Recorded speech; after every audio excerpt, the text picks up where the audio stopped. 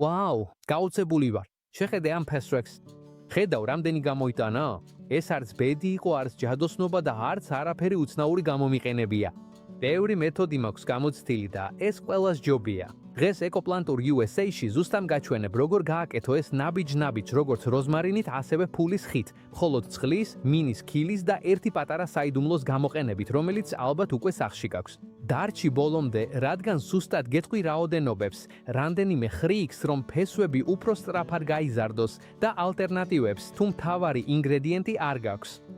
ეს არც რთული მეცნიერებაა და არც რაიმე უცნაურის კიდვა გჭირდება. ეს ისეთი რამეა, რაც ნებიემიერ შეუძლია სახში გააკეთოს. ბევრი ადამიანი მეკითხება არხზე, რა არის საუკეთესო გზა კალმების გასამრავლებლად.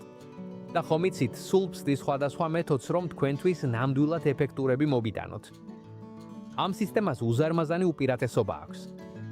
შეგეძლება ფესვების ზრდა თავიდანვე ნახო, რაც გაძლევს თავდაჯერებას და საშუალებას გაძლევს სწრაფად იმოქმედო, თუ რამე არასწორად წავა.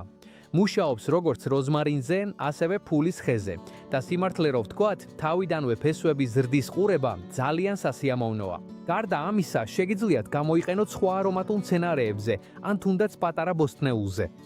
მთავარია, რომ ღეროს ჩაძირული ნაწილი სუფთა და ფოთლების გარეშე იყოს. ამ მეთოდის კიდევ ერთი პლუსი ისაა, რომ ფულსაც დაზოგავ. არც ძვირის სუბსტრატები და არც რთული ქიმიკატები არ გჭირდება. მხოლოდ წყალი, ქილა და ცოტა ყურადღება. და რაც მთავარია, ყოველდღე შეძლებ ნახო, როგორ ყალიბდება ფესვები და ეს ძალიან მოტივაციას გაძლევს. ახლა გადავიდეთ ნერგებზე. როზმარინისთვის მოჭერი დაახლოებით 16-დან 20 სანტიმეტრამდე ღეროები. არ არის საჭირო, რომ უფრო გრძელი იყოს. ფულის ხითვის 6-დან 10 სანტიმეტრამდე იდეალურია. გაჭერი დიაგონალურად. ასე კონტაქტის ზედაპირი იზრდება და ფესვები უფრო სწრაფად გაიზრდება. ახლა ძალიან მნიშვნელოვანი მომენტია. ის ფოთლები, რომლებსაც ვაცლით, უნდა იყოს პროპორციული იმ ღეროს ნაწილთან, რომელსაც წყალში ჩავდებთ. თუ ღერო დაახლოებით 2 სანტიმეტრამდე იქნება წყალში, ამ 2 სანტიმეტრზე ფოთლებს ვაცლით. თუ ღერო უფრო ღრმად იქნება წყალში, უფრო მეტ ფოთოლს ვაცლით. ყოველთვის ვასუფთავებთ იმ ნაწილს, რომელიც წყალს შეეხება. ასე თავიდან ავიცილებთ ფოთლების სპობას და მთელი ენერგია ახალი ფესვების წარმოქმნაზე გადადის. ერთი რჩევა. დარწმუნდი, რომ ჭრილები სუფთაა და ღერო არ არის დაჭყლეტილი, რადგან თუ დაზიანებულია, ფესვები უფრო ნელა გაიზრდება და ნერგი შეიძლება დაისტრესოს. გარდა ამისა, დააკვირდი ღეროს. ჯანმრთელი ღერო ყოველთვის მტკიცებ და მწვანედ გამოიყურება, რაც ნიშნავს, რომ კარგად მიიღებს წყალსა და ჟანგბადს, რომელსაც შემდეგ მივაწვდით. შეგიძლია გამოიყენო ნებისმიერი მინის ქილა, ჭიქა ან ბოთლი, რაც სახლში გაქვს. არ არის აუცილებელი, რომ სპეციალური ან ვიწრო იყოს.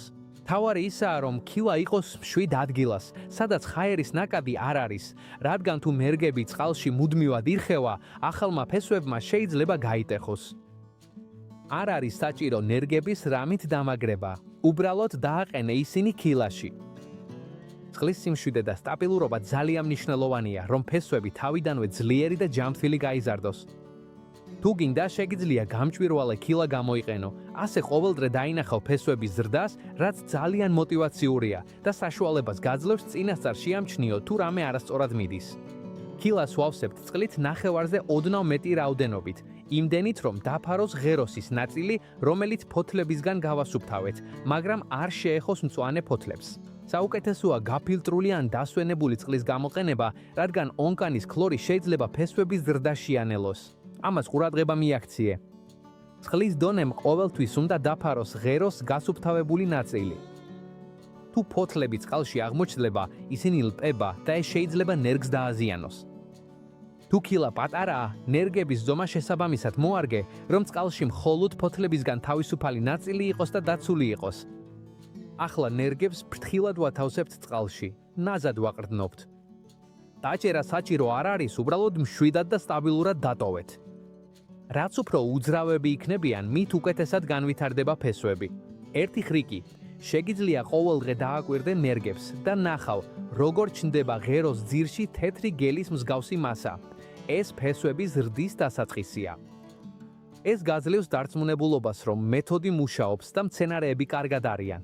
დაიმახსოვრე, მოთმინება და სტაბილურობაა მთავარი. არ არის საჭირო აჩქარება და მუდმივობა ყველაფერს ცვლის. ახლა კი მივედით მეთოდის საიდუმლოსთან.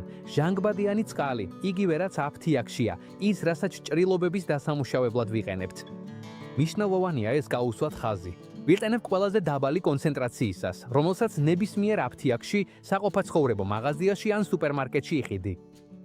არ არის არაფერი განსაკუთრებული ან რთული, უბრალოდ ჩვეულებრივი ჟანგბადიანი წყალია, ისეთი როგორიც ყველა სახლში გვაქვს.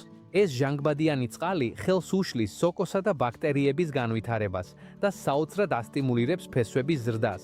სწორი პროპორცია ერთი ჩაის კონზი თითო ჭიქა წყალზე. თუ შენს ქილაში 2 ჩიქაა, ვამატებთ 2 ჩაის კოვს და ნაზად ურევთ. სხვა არაფერი. თუ გადააჭარბებ, შეიძლება ნერგები დააზიანო.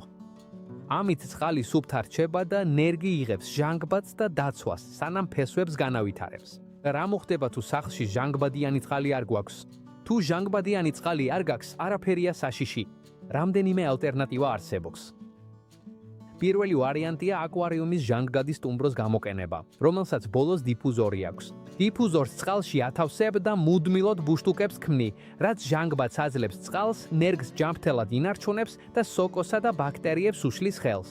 ძალიან მარტივია და თანაც წყალი უფრო დიდ ხანს რჩება სუფთა ისე რომ ხშირად შეცვლა არ გჭირდება. თუ არც ჟანგბადიანი წყალი გაქვს და არც ტუმბო, შეგიძლია ხელითაც გააკეთო. ამისთვის ცოტა მეტი ყურადღებაა საჭირო. ყოველდღე ნაზად უნდა ამოიღო ნერგი, ფრთხილად აურიო წყალი ზედაპირზე ბუშტუკების შესაქმნელად და ჟანგბადის მისაცემად. შემდეგ კი ისევ ჩააბრუნო ნერგი ქილაში. კარგი? ეს ყოველდღიურად უნდა გააკეთო, სანამ ფესვები არ გამოჩნდება. როგორც კი ფესვები ზრდას დაიწყებს, წყალს აღარ შეეხო და ნერგები აღარ ამოძრაო, რადგან ფესვები ძალიან მყიფეა და ადვილად შეიძლება გაათხდეს. ამ მეთოდებით იქნება ეს ჟანგბადის ტუმბოთი თუ ხელით, უზრუნველყოფთ, რომ ნერგს მიეწოდოს საკმარისი ჟანგბადი და ჯანმრთელად განვითარდეს, თუნდაც ჟანგბადიანი წყალი არ გქონდეს ხელთ.